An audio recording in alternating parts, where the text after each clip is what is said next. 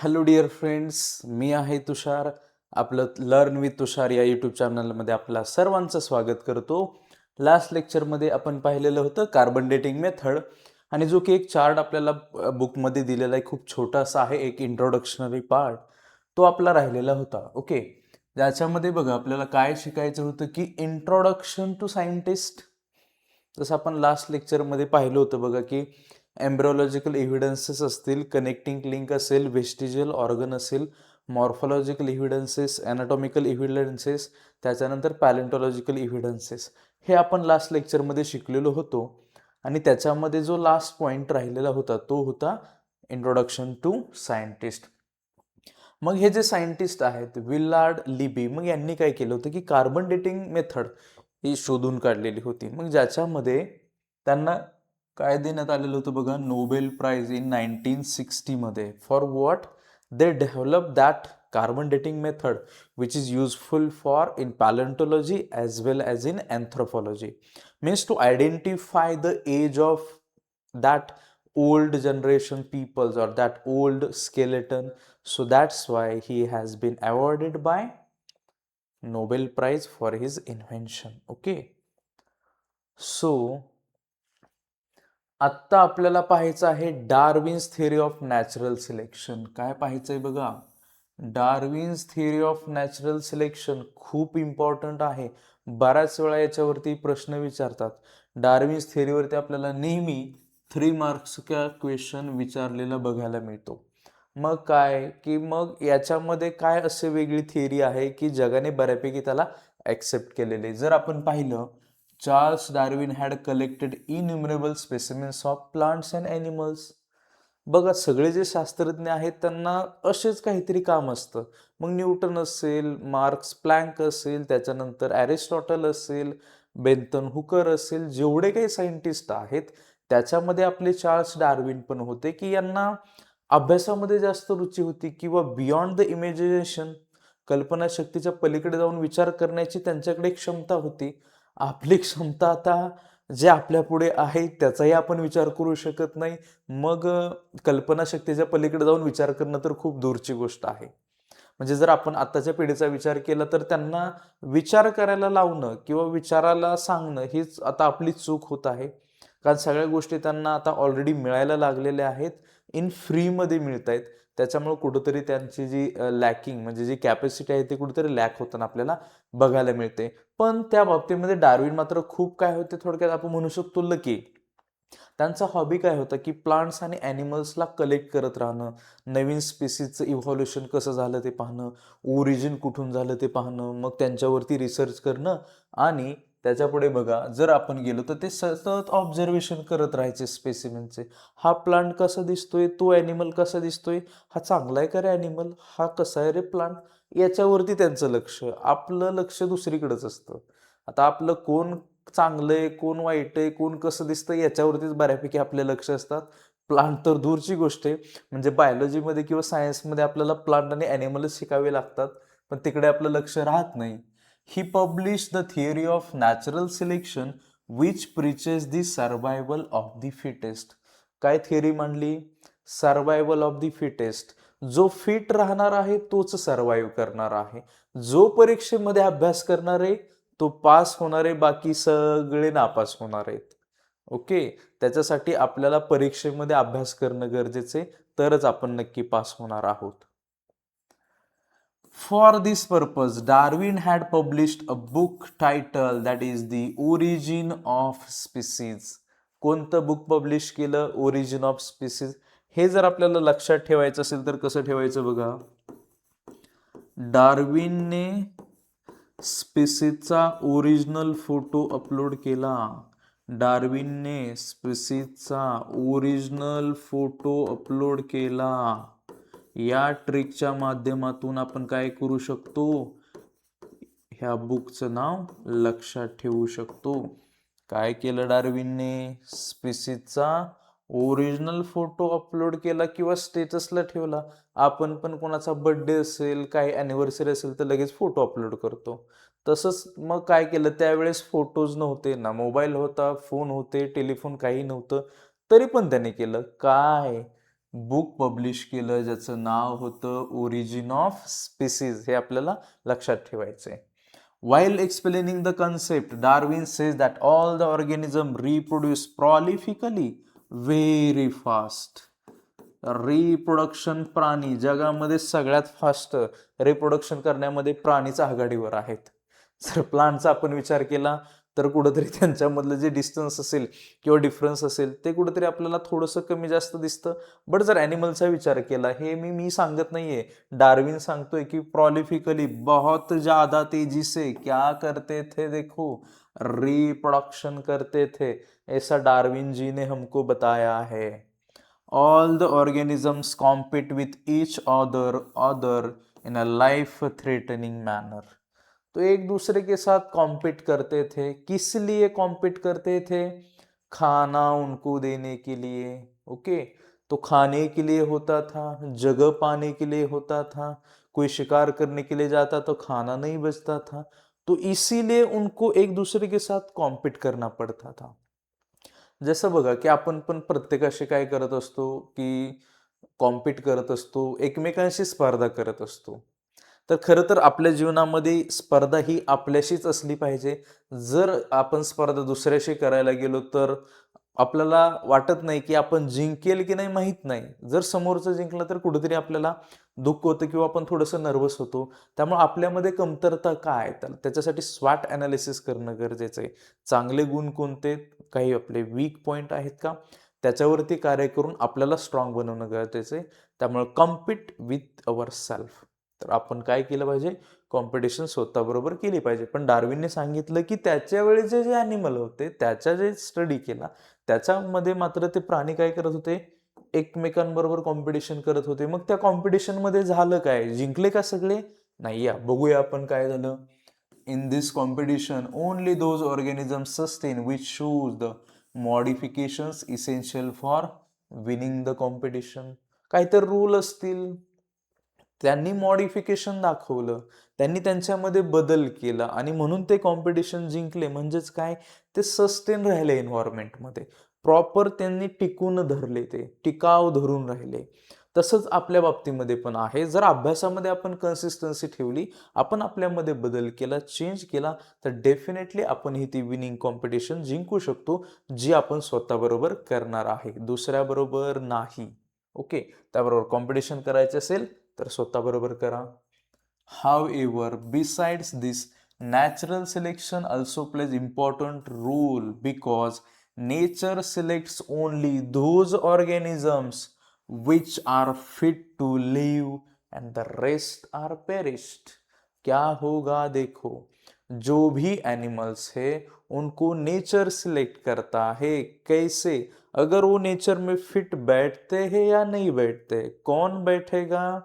जो मॉडिफाई करेगा, जो नेचर के हिसाब से जिएगा, अपने अंदर बदलाव करेगा, परिस्थितीनुसार जगणार आहे, बदल करून घेणार आहे स्वतःमध्ये, तोच या ठिकाणी आपल्याला सर्व्हाइव्ह करताना दिसणार आहे. जो पूर्ण वर्षभर अभ्यास करणार आहे, त्याला मार्क्स चांगले मिळणार आहेत, नॉलेज मिळणार आहे, बरोबर, बऱ्याच गोष्टी मिळणार आहेत. पण अचानक अभ्यास करायला गेला किंवा अभ्यासच केला नाही, तर तो व्यक्ती हा आयुष्याच्या परीक्षेत नाही, पण त्या जे आपण कागदावरती लिहिणार आहे त्या परीक्षेत मात्र नापास होऊ शकतो. आयुष्याच्या परीक्षेमध्ये कुणीही नापास होत नाही. हे काळ्या दगडावरची कसली तरी रेष आहे. आयुष्याच्या जीवनामध्ये लॉस्ट होण्यासाठी किंवा नापास होण्यासाठी असा काही कुठं मंत्र किंवा काही नियम वगैरे लिहिलेला नाही आहे. हे काही शालेय जीवनामध्ये अनेक परीक्षा येत राहतात. म्हणून बऱ्याच वेळा बघा म्हणतात that single sheet of paper can not decide our future. तो बहुत महत्वपूर्ण है. Sustaining and selected organisms can perform reproduction. मग जे जिवंत राहिलेले, जो बचे हुए हैं, वो क्या परफॉर्म करेंगे? रिप्रोडक्शन परफॉर्म करेंगे and thereby give rise to the new species with their own specific character. अपने जैसे ही बनाएंगे ना, या दूसरे किसी ऑर्गेनिज्म से बनाएंगे ना, जैसे वो खुद है वही कैरेक्टर दूसरे जनरेशन में जाएंगे और वो प्राणी एक दूसरे को हमको बनते नजर आएंगे. Darwin's theory of natural selection was widely accepted for longer duration. उस समय कोई था नहीं कि उसको विरोध करे, यार ऐसा नहीं हो सकता है, तुमने जो बोला है ये गलत है। इसलिए बहुत दिनों तक ये इसको एक्सेप्ट किया गया, जिसको डार्विन ने प्रपोज किया था। However, some objections were raised against the theory. मग पुन्हा काय झालं की काहींनी विरोध केला. आपल्या समाजामध्ये काय असतं, चांगलं काम केलं तरी विरोध करतात, वाईट तर लांबच, पण चांगलं जरी केलं तरी आपल्याला काय करतात, विरोध करतात. पण आपलं बघा की एक म्हण आहे की ऐकावे जगाचे करावे मनाचे. जे आपल्याला वाटतं की नाही ते केलं पाहिजे, आणि आपल्यामध्ये 100% पोटेन्शियल असतं की डेफिनेटली आपण ती गोष्ट करू शकतो. त्याच्यासाठी आपल्याला स्वतःवरती काय पाहिजे, कॉन्फिडन्स पाहिजे. मग असं झालं की आता डार्विनने थिअरी मांडलेली, पण त्यालाही लोकांनी विरोध केला. ओके, मग काय ऑब्जेक्शन्स होते बघा प्रत्येकाचे. जर आपण ऑब्जेक्शन्स त्यांचे पाहिले, तर पहिला ऑब्जेक्शन होतं की that is natural selection is not only the factor which is responsible for evolution. म्हणजे दैट नेचुरल सिलेक्शन जो है वही एक लौता फैक्टर नहीं है जो कि इवोल्यूशन के लिए रिस्पॉन्सिबल है, ऐसा लोगों का कहना था। ऐसा लोग उसके बारे में वाईट बोलते थे कि तुम बोलता है वो चुकीचा है, तो चुकीचा नहीं है, उसने अपना मत मांडा है, ना कि ऐसा कुछ किया है। वो शास्त्रज्ञ था, लेकिन शास्त्रज्ञ को भी लोगों ने नहीं छोड़ा है। देखो, हम तो फिर किस झाड़ की पत्ती है। Darwin did not mention any explanation about useful and useless modification. हाँ, ये रह गया होगा, अगर इंसान है तो उससे गलतियां हो सकती है। हाँ, उन्होंने क्या नहीं बताया था कि अगर कोई प्राणी है, एनिमल है, तो उनके अंदर जो यूजलेस यूजलेस मॉडिफिकेशन और यूजफुल है, इनके बारे में नहीं बताया। अब सब कुछ वही बताएंगे तो हम क्या करेंगे फिर जीवन में पढ़ाई करके, हमको भी कुछ अलग डेवलप करना चाहिए। तो ये इन्होंने नहीं बताया, तो ये सेकंड हो गया फैक्टर। सेकंड फैक्टर मतलब इसको हम क्या बोल सकते हैं, ऑब्जेक्शन लिया सब लोगों ने। Third, there is no explanation about slow and abrupt changes. अबे अब्रप्ट चेंजेस क्या होता है, मतलब बहुत फास्ट चेंज, कि चेंज कितना ज्यादा हुआ है, धीरे हुआ है या बहुत तेजी से हुआ है, ये भी इन्होंने नहीं बताया था। इसीलिए ये तीन हमको ऑब्जेक्शंस दिखाई देते हैं, और ये तीनों भी ऑब्जेक्शंस हमको 3 मार्क के लिए पूछे जाते हैं, बहुत बार पूछे गए हैं, इसलिए हमको ये ध्यान में रखना होगा। चलो आगे बढ़ते हैं। अब देखो, इनका पूरा इंट्रोडक्शन है, पूरा नाम अगर हम देखेंगे, चार्ल्स रॉबर्ट डार्विन, 1809 टू 1882। तो इन्होंने क्या है, ये तो अंग्रेज मतलब इंग्लिश बायोलॉजिस्ट, जिन्होंने क्या किया, थियरी ऑफ इवोल्यूशन को प्रपोज किया, डिस्कवर किया। He showed that all the species of living organism have been gradually evolved the period of thousands of years from common ancestor। तो उनको इवॉल्व होने के लिए बहुत साल लगे, किससे, कॉमन एंसेस्टर, मतलब जो भी उनके पूर्वज थे, उनको आगे जाने के लिए बहुत दिन लगे। It takes thousands of year for the evolution from common ancestor. ये बात हमको ध्यान में रखना है। He propose that principle of natural selection is responsible for this evolution. तो इन्होंने यही बताया है, बहुत बार बोलते हैं कि नैसर्गिक निवड सिद्धांत, जो कि चार्ल्स डार्विन ने बताया है, जिसके बारे में हमेशा इनके नाम से ही जाना जाएगा, natural selection theory, Charles Robert Darwin के नाम से जाना जाता है। बहुत महत्वपूर्ण है। अगर हम कोई कॉम्पिटिटिव एग्जाम की बात करेंगे, फॉर एग्जांपल सीसैट जैसा पेपर होता है, तो इनके बारे में उसके अंदर भी पूछा जाता है, अगर आप पीवाईक्यू देखोगे तो। चलो आगे बढ़ते हैं। अब है लैमार्किज्म। अब एक क्या कंसेप्ट होता है, ये क्या कोई वर्ड है? तो नहीं, ये एक साइंटिस्ट है, इन्होंने थियरी प्रपोज की है, इसलिए उनका नाम दिया गया है लैमार्किज्म। हमने कोई डिस्कवरी नहीं की है, हमने कुछ नहीं किया है, इसलिए हमारा नाम कहीं भी नहीं दिया जाता है। हम डिस्कवरी करेंगे तो हमका नाम दिया जाएगा सब जगह।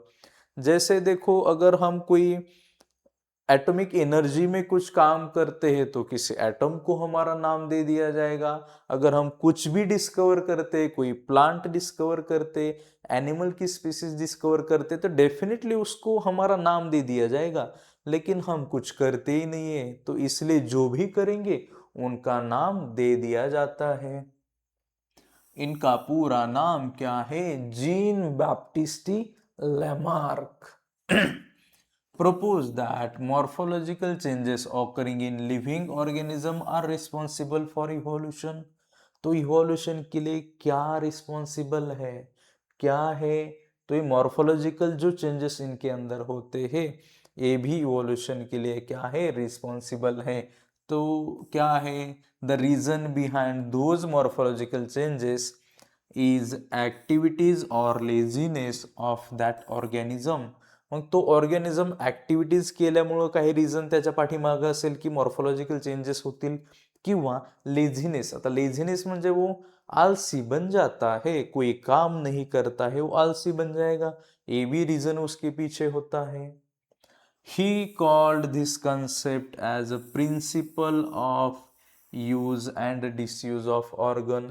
जितना ज्यादा यूज करोगे उतना ज्यादा वो बढ़ जाएगा, जितना कम यूज करोगे उतना ऑर्गन क्या हो जाएगा? धीरे धीरे पेरिश या डिसअपियर हो जाएगा। ध्यान में रखना है। तो बहुत बार इसके ऊपर क्वेश्चन पूछा जाता है, who gave the principle of use and disuse of organ? तो ये दिया है लैमार्क ने। Further, he said that the neck of giraffe has become too long due to browsing on leaves of tall plant by extending their neck for several generation। तो इसने क्या बताया? पहले giraffe ऐसा नीचे था, फिर क्या उसको ऐसा खाना खाने के लिए ऊपर जाना पड़ा, जो की लीव्स है प्लांट के, झाडाची पान आहेत। मग हळूहळू जसा तो खायला गेला जिराफ, मग प्रत्येक पिढीमध्ये तसं व्हायला लागलं, जे झालेच नाहीत। म्हणजे जिराफामधलेच काही स्पीसीज आहेत, त्यांनी त्यांची मान एक्सटेंड केलीच नाही। काय करण्यासाठी? पाला खाण्यासाठी।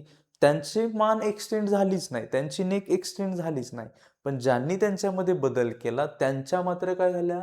नेक काय झाल्या? त्यांच्या एक्सटेंड झाल्या, आणि ते कॅरेक्टर पुढच्या पिढीमध्ये गेले असं लॅमार्क म्हणतोय।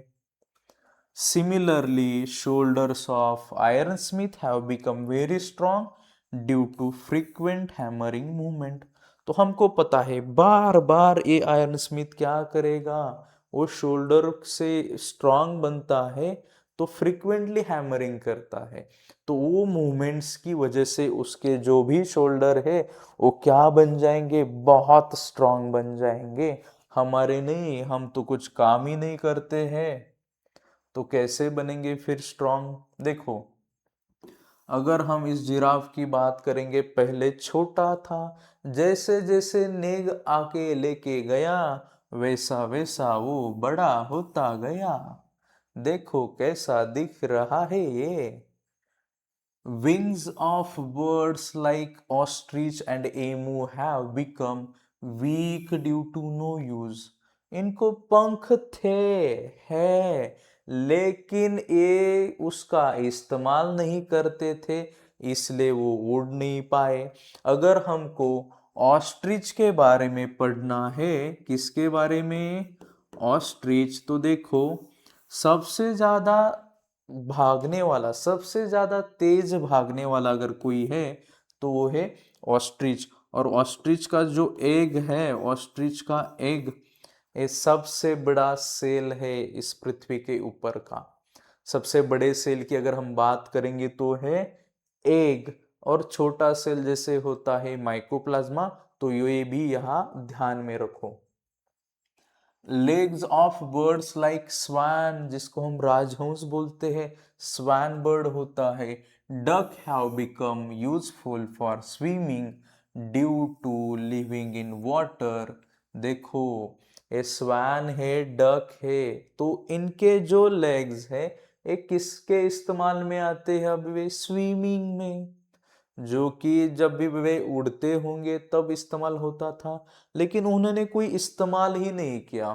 देखो, क्या बोलते हैं, जर आपण एखादी गोष्टीचा यूजच नाही केला तर गायब होऊन जाईल, असं लॅमार्क म्हणतो बरं का, आपण नाही। तसंच आहे बघा, snakes have lost their legs by modification in their body for burrowing habit. पहले जमाने में जो भी सांप शुरुप थे, सरीसृप थे, उनको पैर थे, तो हमेशा ऐसे ऐसे करते थे, ऐसे ऐसे करते थे, तो उनके वो पैर क्या हो गए? नष्ट हो गए, बोरोइंग की वजह से होल करते थे। All the examples are types of acquired character. अब ये एक्वायर्ड कैरेक्टर क्या होता है? जन्म के बाद में आने वाले कैरेक्टर अगर हम इनहेरिट करते हैं या एक्वायर्ड करते हैं तो उसको हम क्या बोलेंगे? एक्वायर्ड कैरेक्टर ध्यान में रखो, and are transferred from one to another generation. मग हे काय होणार आहेत? ते जे एक्वायर्ड केलेले कॅरेक्टर आहेत ते एका जनरेशन मधून दुसऱ्या जनरेशन मध्ये ट्रान्सफर होतात, असं लॅमार्कचं म्हणणं होतं। This theory of inheritance is called as inheritance of acquired character और लॅमार्किझम। या थिअरीलाच काय म्हटलं गेलं होतं? इनहेरिटन्स ऑफ एक्वायर्ड कॅरेक्टर और लॅमार्किझम। तो देखो फिर क्या बोला? Development of organ due to specific activities और their degeneration due to no use all was widely accepted, but transfer of those character from generation to generation was rejected। ये हो गया, अगर कैरेक्टर है तो एक जनरेशन की दूसरे जनरेशन में नहीं जाएंगे। लेकिन ये लैमार्क क्या बोलता था? देखो, वो बोलता था कि अगर हमको अंग्रेजी अच्छी आती है, मी इंग्रजी चांगला बोलत असेल, तर माझी पुढची येणारी जनरेशन पण खूप भारी इंग्लिश बोलेल, कारण मी चांगला बोलतोय म्हटल्यानंतर। मग येणारा बेबी डायरेक्ट काय म्हणणार? हॅलो डॅडी, असं म्हणणार आहे असं? नाही, असं कॅरेक्टर नाही जाणार आहे। पण लॅमार्कचं म्हणणं होतं की हॅलो डॅडी बोलेल, पण हे काही शक्य नव्हतं। फॉर एक्झाम्पल बघा, की समजा जर आपण विचार केला की एखादा क्रिकेट चांगला खेळतोय किंवा आहे त्याच्यामध्ये ते पोटेन्शियल आहे, क्रिकेटर आहे थोडक्यात, आपण विचार करूया। मग तो क्रिकेट चांगला खेळतोय म्हणून त्याचा मुलगा काय सचिन तेंडुलकर होणार आहे का? तर नाही। म्हणजे जनरेशन टू जनरेशन कॅरेक्टर त्याच्यामध्ये ट्रान्सफर होणार नाहीत। पण लॅमार्कचं उलटं म्हणणं होतं की होईल, इंग्लिश चांगलं बोलायला येईल, त्याच्यानंतर तो क्रिकेटर चांगला होईल, म्हणून ही थिअरी काय करण्यात आली होती? रिजेक्ट करण्यात आली होती। Because it had been verified many times that modifications brought in us are not transferred to the next generation, and thereby Lamarck theory was disapproved। तो ये नहीं हो सकता था, ये हो नहीं सकता, क्या नहीं हो सकता? पिछले जनरेशन वाले कैरेक्टर अगले जनरेशन में डायरेक्टली नहीं जा सकते, ऐसा लोगों ने बोला और उसको डिसअप्रूव किया, लेकिन लैमार्क का तो कहना वही था। The living organism can transfer the characters which it has required or that acquired to the next generation। जो लिविंग ऑर्गेनिज्म है उनके अंदर वाले जो कैरेक्टर है वो सीधे ट्रांसफर होंगे, उसको हम क्या कहेंगे? क्या कहेंगे? जो भी असल वाले कैरेक्टर है वो सीधा दूसरे जनरेशन के अंदर चले जाएंगे, उसको हम कहेंगे एंसेस्ट्री ऑफ एक्वायर्ड कैरेक्टर। जो पहले वाले पूर्वज है उनके अंदर से कैरेक्टर सीधा अगले वाले में जाएंगे, तो हम उसको बोलेंगे इनहेरिटेंस और दी एंसेस्ट्री ऑफ एक्वायर्ड कैरेक्टर्स, ऐसे हम बोल सकते हैं। अब लैमार्क देखो भाई यार, कितना अच्छा कोट पहना है, सबसे बढ़िया दिख रहा है, तो रॉबर्ट डार्विन से अच्छा तो दिख रहा है। तो इसने क्या प्रपोज किया? देखो, activities of the organisms are responsible for their evolution. जो भी कोई एक्टिविटीज होगा तो ये भी रिस्पॉन्सिबल रहेगा, किस लिए? इवोल्यूशन के लिए। ऐसा किसने बताया? जीन बैप्टिस्ट लैमार्क जी ने बताया। The French naturalist proposed that each animal or plant undergoes some changes in its lifespan. तो कभी कभार एक लाइफ स्पैन में वो कैरेक्टर को क्या करेंगे? वो चेंज कर देंगे। प्लांट हो या एनिमल हो, एक बार तो उनके अंदर हमको बदलाव आता हुआ दिखाई देता होगा। Those changes are transferred to the next generation and some changes occur in the next subsequent generation too. म्हणजे जर अगोदरच्या आताच्या जनरेशन मध्ये काही चेंजेस झाले तर ते त्याच्या पुढच्या जनरेशन मध्ये पण दिसणार आहेत आणि तेच कॅरेक्टर त्याच्या पुढच्याही जनरेशन मध्ये आपल्याला बघायला मिळणार आहेत. ओके, असं कुणाचं म्हणणं होतं? तर लॅमार्कजींचं म्हणणं होतं असं. ओके, त्याच्यानंतर आहे बघा स्पेसिएशन. स्पेसिएशन म्हणजेच काय? Formation of new species of plants and animals is the effect of evolution. इव्होल्युशनच्या इफेक्टमुळे प्लांट्स आणि ॲनिमल्स यांची नवीन स्पीसीजची आपल्याला निर्मिती झालेली बघायला मिळते. त्यामुळे याच्यावरती आपल्याला 2 मार्कचा किंवा 1 मार्कचा प्रश्न त्या ठिकाणी विचारलेला बघायला मिळतो. Formation of new species of plants and animals is the effect of evolution. तो हेही खूप महत्त्वाचं आहे की 1 मार्कला डायग्राम किंवा त्याच्यामध्ये माहिती विचारली जाते. Species is the group of organisms that can produce fertile individuals through natural reproduction. अब फर्टाइल इनफर्टाइल हमको पता है कि जो फर्टाइल है वो नेक्स्ट जनरेशन को तैयार करता रहेगा, रिप्रोडक्शन करता रहेगा, उनको हम बोलेंगे फर्टाइल. अगर जो भी नहीं कर पाएंगे उनको हम इनफर्टाइल बोलते हैं, तो नेचुरली रिप्रोड्यूस करेंगे. Each species grows in specific geographical condition. जो भी उनको जोग्राफिकल कंडीशन चाहिए, फॉर एग्जांपल टेम्परेचर होगा, हैबिटेट होगा, कोई जोग्राफिकल एरिया जैसे हम लोकेशन बोलते हैं या टोपोग्राफी बोलते हैं, इसकी भी जरूरत होती है. वो फैक्टर सीधा प्लांट के हैबिटेट के ऊपर क्या करेंगे? अफेक्ट करेंगे. उसके अंदर क्या क्या है देखो, फूड है, फिर हैबिटेट है, reproductive ability end period is different. तो जोग्राफिकल अगर हम कंडीशन की बात करेंगे तो उसके अंदर क्या क्या आता है? हैबिटेट आता है, रिप्रोडक्टिव एबिलिटी, और उनका जो पीरियड है रिप्रोडक्शन का वो भी डिफरेंट रहेगा. However, genetic variation is responsible for the formation of new species from the earlier one. मग जेनेटिक व्हेरिएशन म्हणजेच काय? आपल्याला माहिती आहे की रिकॉम्बिनेशन त्यांच्यामध्ये होत असतं आणि मग त्यांच्यामध्ये आपल्याला काहीतरी सिमिलरिटीज आणि डिसिमिलरिटीज दिसतात. जर डिसिमिलरिटीज काही आपल्याला दिसत असतील, सेम ऑर्गॅनिझम नसेल, तर आपण बोलतो की त्यांच्यामध्ये काय झालेलं आहे? जेनेटिक व्हेरिएशन झालेलं आपल्याला बघायला मिळतं. एकसारखे दिसणं नाहीत. जैसा मम्मी डैडी, तो मम्मी और डैडी का मिलकर वो बच्चा बनता है तो वो थोड़ा सा डिफरेंट दिखेगा. दोनों के कैरेक्टर उसके अंदर होंगे. Besides geographical and reproductive changes are also responsible. तो जोग्राफिकल और रिप्रोडक्टिव चेंजेस ये दोनों भी रिस्पॉन्सिबल है उसके लिए. सिमिलरली जोग्राफिकल और reproductive isolation also lead to speciation. त्यामुळे ह्याही गोष्टी आपल्याला लक्षात ठेवायच्या आहेत.